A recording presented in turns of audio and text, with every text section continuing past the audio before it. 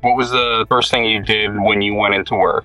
Well, the night before or the day before, I had already set up everything that I needed to set up. So when I got into work, I just kind of checked to make sure I had everything that I needed. So I made sure I had all that stuff, and then I hooked up my computer to the TV so to get my PowerPoint going, and just took a seat and waited for some kids to show up. Usually it's a pretty steady flow, and we get about groups of about 3 to 4 mostly, and they kind of walk through the museum, and then my station is in the children's area, which is like the last stop in the museum. And so once they kind of have seen all that they wanted to see, they notice me, and then I say, hey, would you like to learn about blank? And they come on up, and I do my whatever activity I was doing. So last week, I was teaching kids about minerals, so I showed them a couple examples of some minerals that organisms use to make their hard parts. So we looked at like different shelled organisms and oysters and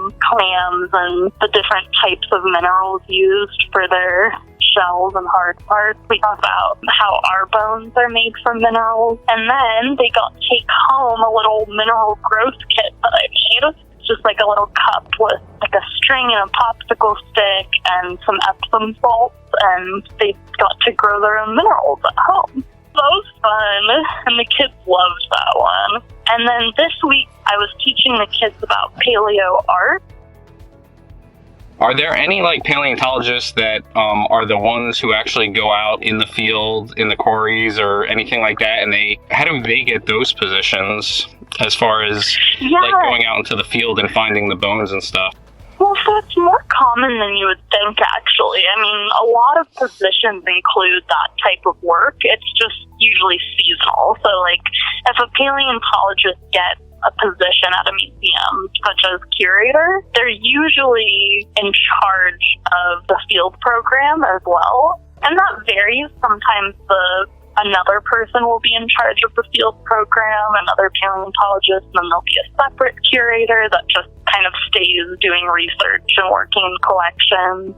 It's a pretty common job, and I would also say that if you go to grad school for paleontology, even a master's degree, you will often be involved in field work. And I've already done quite a bit of field work, and I just have a bachelor's. So it's like a good place to start in paleontology because it's fun, it's, fairly easy, and you just kind of get accustomed to working with fossils out there in the field.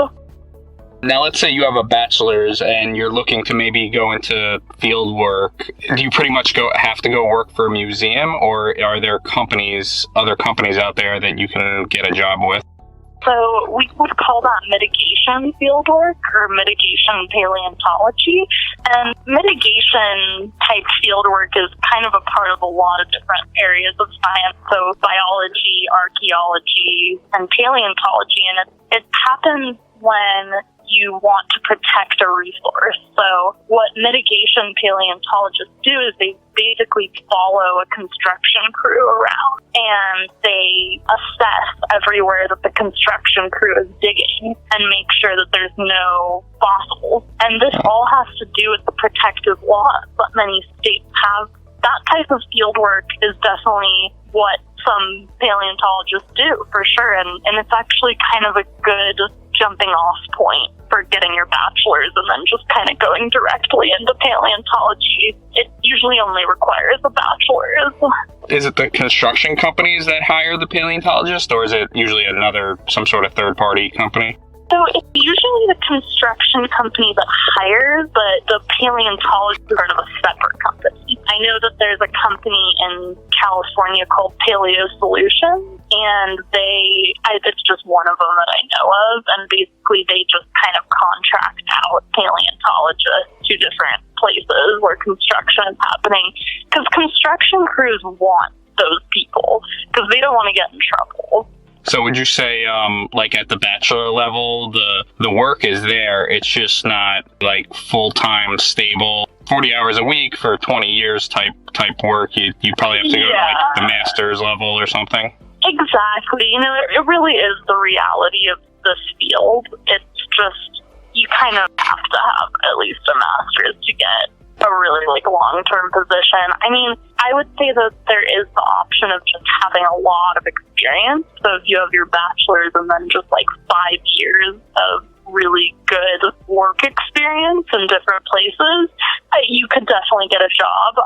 And so there's definitely that. But I would say overall, getting a master's will open up your job opportunities tremendously in paleontology. It's definitely something that I would always recommend, but it's hard. Yeah. I get it, not everyone wants to post-secondary.